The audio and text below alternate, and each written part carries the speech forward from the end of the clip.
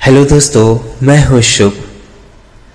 आज मैं लेकर आया हूं आप सबके बीच में निंदा के महापाप से बचने के कुछ उपाय, जो कि इस खूबसूरत सी कहानी में दर्शाई गई है। दोस्तों, हम जाने अनजाने में अपने आसपास के लोगों की निंदा करते रहते हैं, जबकि हमें उनकी वास्तविक परिस्थितियों का तनिक भी ज्ञान नहीं होता है। निंदा रस का स्वाद बड़ा ही रुचिकर होता है, सो हर व्यक्ति लगभग यह स्वाद लेने को आतुर रहता है। वास्तव में निंदा एक ऐसा मानवीय गुण है जो सभी व्यक्तियों में कुछ न कुछ मात्रा में अवश्य पाया जाता है।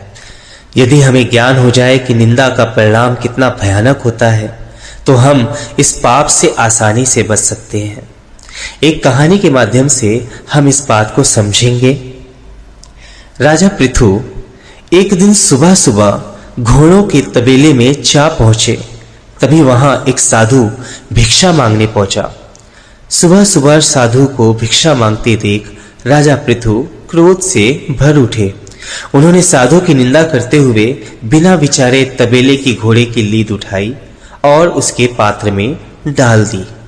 कुछ दिन बीत जाते हैं और एक दिन राजा पृथु शिकार के लिए जंगल में जाते हैं और उसी दौरान उसी साधु की कुटिया में जा पहुंचते हैं, जिसकी निंदा कर उन्होंने उस साधु को दान में घोड़े की लीद दी थी। राजा पृथु ने साधु की कुटिया के बाहर घोड़े की लीद का एक बड़ा सा ढेर देखा। उन्होंने आसपास नजर घुमाकर देखा तो आसपास कोई भी तबेला नहीं दिखा और न ही दूर दूर तक कोई घोड़े दिख रहे थे।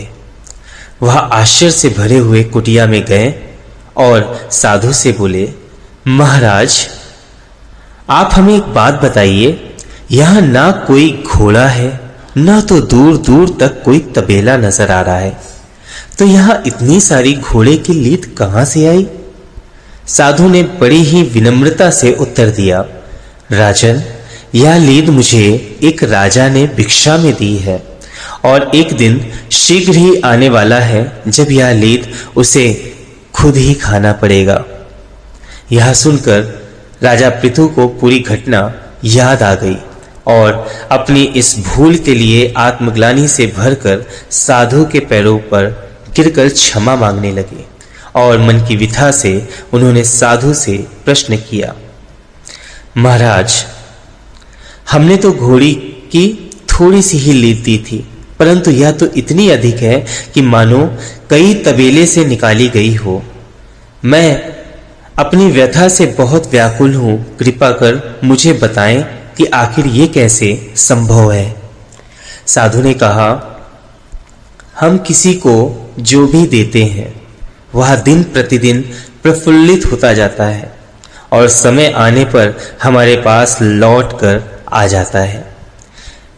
यह उसी का परिणाम है।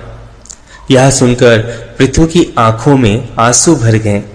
वे साधु से विनती कर बोले, महाराज, मुझे क्षमा कर दीजिए, मैं आइंदा से ऐसी गलती कभी नहीं करूंगा। कृपया कोई ऐसा उपाय बता दीजिए जिससे मैं अपने दुष्ट कर्मों का प्रायश्चित कर सकूं। राजा के ऐसे दुखमयी हालात देखकर साधु बोले, राजन, एक उपाय है। आपको कोई ऐसा कार्य करना है जो देखने में तो गलत हो पर वास्तव में गलत ना हो। जब लोग आपको गलत देखेंगे तो आपकी निंदा करेंगे। आपका पाप उतना ही हल्का होता जाएगा और आपका अपराध निंदा करने वालों के हिस्से में आ जाएगा। यह सुनकर राजा पृथु ने महल में आ काफी सोच विचार किया और अगले दिन सुबह से शराब की बोतल लेकर चौराहे पर बैठ गए। सुबह सुबह राजा को इस हाल में देखकर सब लोग आपस में राजा की निंदा करने लगे कि कैसा राजा है, कितना निंदनीय कृत्य कर रहा है, क्या यह शोभनीय है, आदि आदि। निंदा की परवाह किए बिना राजा पूरे दिन शराबियों की तरह अभिनय करते रहे। इस पूरे कृत्य के पश्चात जब राजा पृथु पुनः साधु के पास पहुंचे तो लीद के ढेर के स्थान पर एक मुट्ठी लीद देखकर आश्चर्य से बोले, महाराज यह कैसे हुआ? इतना बड़ा ढेर कहाँ गायब हो गया? साधु ने कहा, यह आपकी अनुचित निंदा के कारण हुआ है राजन। जिन जिन लोगों ने आपकी अनुचित निंदा की है, आपका पाप उन सब में बराबर बराबर बट चुका है।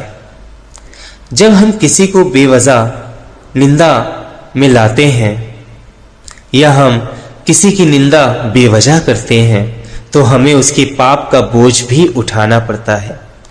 अब चाहे हंसकर भुगतें या रोकर, हम जैसा देंगे वैसा ही लौटकर वापस आएगा।